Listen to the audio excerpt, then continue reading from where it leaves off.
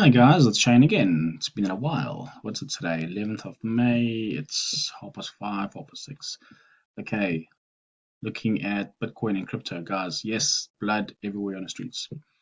Looking at the big picture of Bitcoin, let me just remind you guys where we were many months ago. I think it was in October, November. If you look at those videos on my channel, you guys remember I'm mentioning that one more high, and then this is where I started shorting at 66,000. Remember that right there for those on Facebook group. You remember that short position? Remember I was joking, asking for a friend. Anyway, sad news is I didn't hold that short long enough. Now look where we are. Okay, so long story short, from October last year, I said to you guys, watch out for the big ABC flat correction before we will find support and get our bull run going again.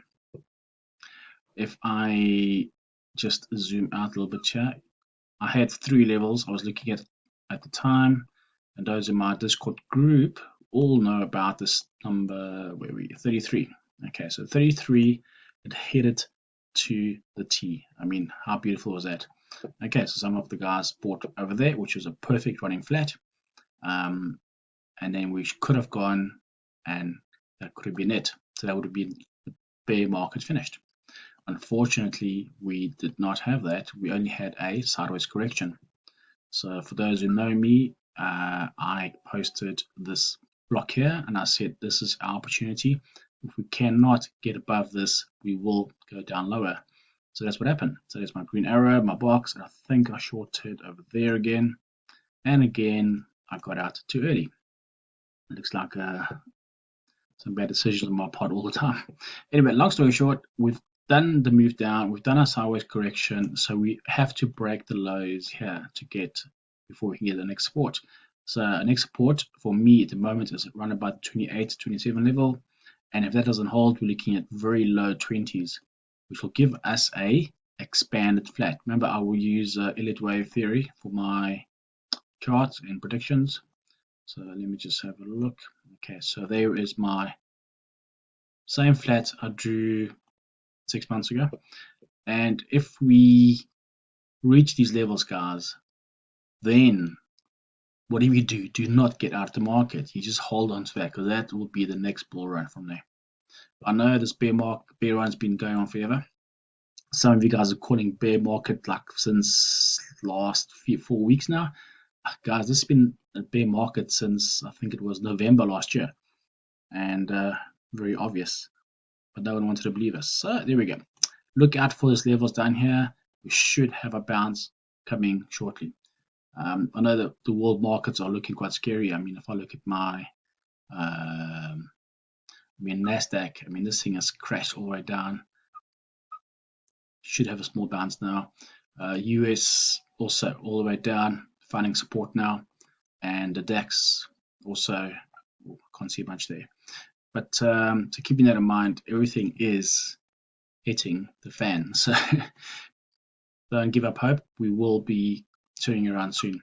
This at 30,000, 28,000, this is not the time to sell, guys. This is when everyone's panicking, and this is the time to start accumulating.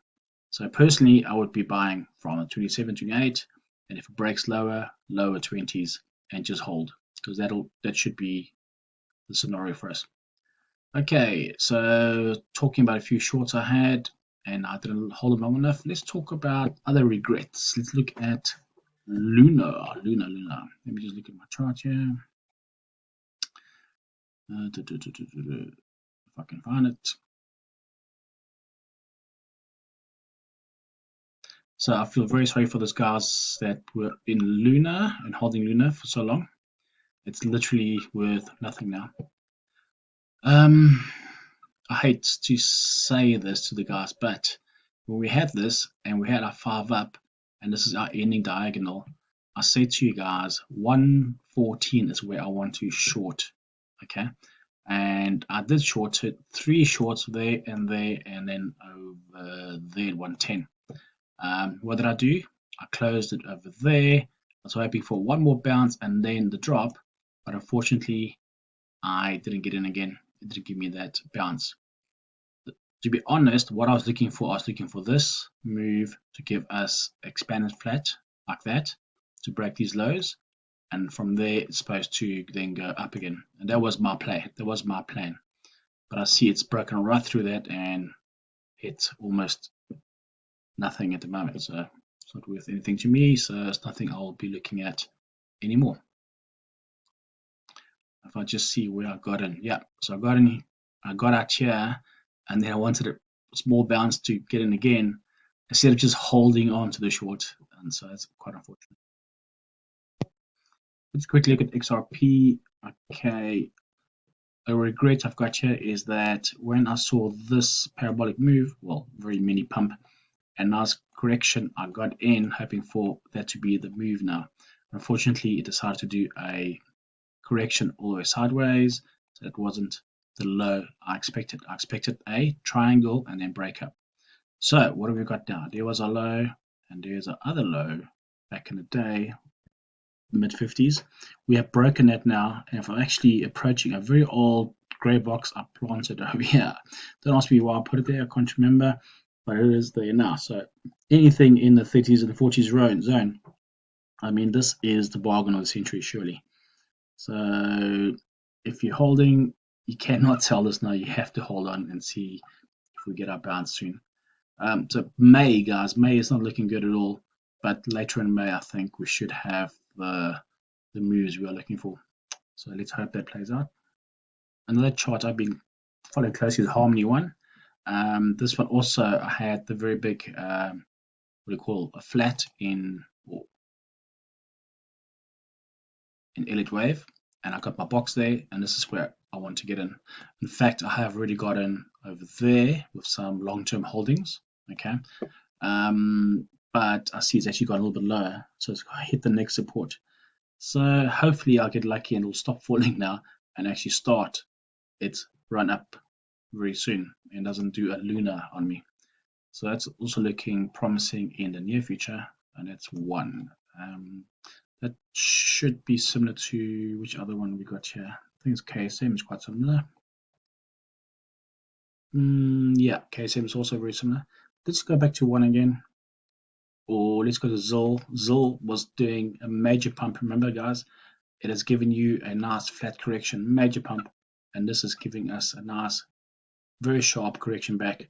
So those who bought up here, I'm very sorry for you, but looking forward to this turning around as well soon. I don't see it going much further than where it is now, and then hopefully we'll get a pump from there. But of course, guys, we have to wait for BTC, Bitcoin, to finish what it's doing.